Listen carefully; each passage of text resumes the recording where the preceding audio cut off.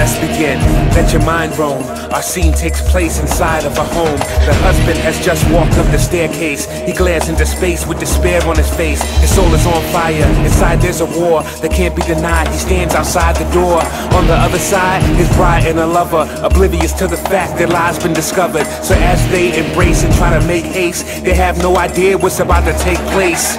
Gun in hand, he longs to understand what would lead his wife into the arms of another man. He thinks back to the day they made their vows, before God, before the minister, and the crowds. Exchange of the rings, the joy of the reception. Now a tainted memory destroyed by deception. He had been faithful to her. Now the fire of his desire got him ready to do something hateful to her. He never thought his wife would be just a faker, and that her lust would make her a covenant breaker. The promise of fidelity they made was glorious, but now his jealousy has made him furious. And they can't see the danger those screams or pleas they make could ever ease the pain or appease his anger. He kicks open the door, they jump out of the bed. Don't move is all he said, gun pointed at his head. The screams of his wife as she clutches the covers close. Her lover spoke to plead for his life. The husband says to the guy, look me in my eye. My face will be the last thing you see before you die.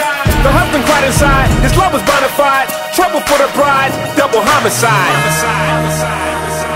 How quickly we are to break the vows we made, as our unbelief leads our hearts astray. How long before he turns his face away? We belong to the jealous one. We belong to the jealous one, whose blood brought us back, whose victory won. Our worship and praise to him belong, the jealous one.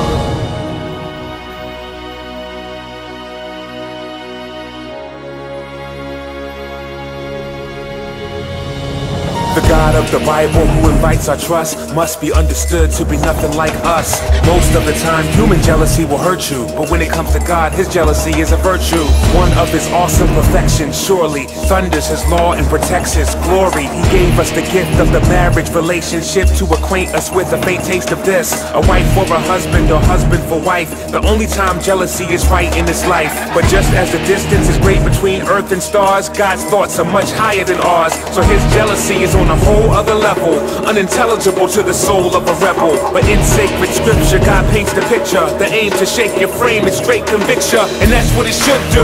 God's jealousy is frightful, and yet it's delightful and good too. I couldn't think of much worse if I tried than a dude who smirks if you flirt with his bride. So tell me, what kind of God would he be if he wasn't bothered to see idolatry? Is God just supposed to laugh and withhold his wrath when he's replaced by a golden calf? You say I don't worship a golden calf. Well, for us, it's self and sex and loads of cash. Atrocious past, we still don't know the half of how these things provoke his holy wrath. And so we stand in awe and wonder how come God took his jealous anger out on his son. So all those who trust him can see like we're supposed to see, and be forgiven of our spiritual adultery.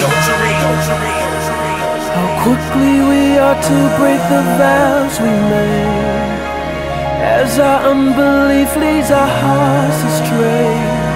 How long before he turns his face away?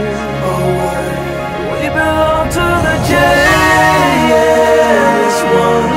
We belong to the jealous one, whose blood brought us back, whose victory won. Our worship and praise to him belong, the jealous